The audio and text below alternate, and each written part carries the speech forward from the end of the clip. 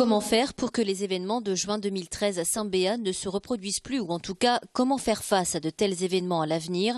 On le sait, une pluviométrie importante combinée à la fonte des neiges entraîne invariablement une forte montée des cours d'eau dans cette zone.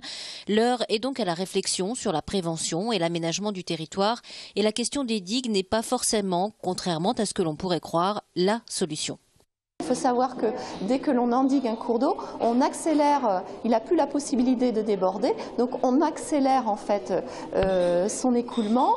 Les quantités d'eau ne sont donc pas réduites à l'aval et il prend encore plus de force. Donc si l'aval est insuffisamment protégé ou si on n'y a pas pensé, forcément ça va générer des dégâts importants sur l'aval.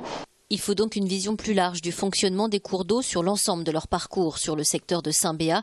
La problématique, c'est la proximité des habitations par rapport au fleuve Garonne qui pose problème. Il faut donc réfléchir à des solutions naturelles. Si on veut que le cours d'eau ait moins d'énergie sur la traversée de Saint-Béat, c'est plutôt de regarder sur l'amont s'il n'y aurait pas des espaces disponibles pour dissiper cette énergie du cours d'eau, donc éventuellement le faire inonder sur des secteurs de moindre enjeu. Les bassins de rétention, c'est une solution, mais c'est une solution lourde avec des travaux lourds qui incluent aussi par la suite des travaux d'entretien qui peuvent être lourds et, financièrement. Si on a des secteurs où l'eau peut déborder en amont d'un village, l'énergie du cours d'eau à la traversée du village sera moins importante, donc elle sera réaccélérée par contre à la sortie du village. Donc à la sortie du village, il faut aussi regarder quels enjeux s'y trouvent et si on peut retrouver de nouveau des zones où le cours d'eau peut dissiper son énergie.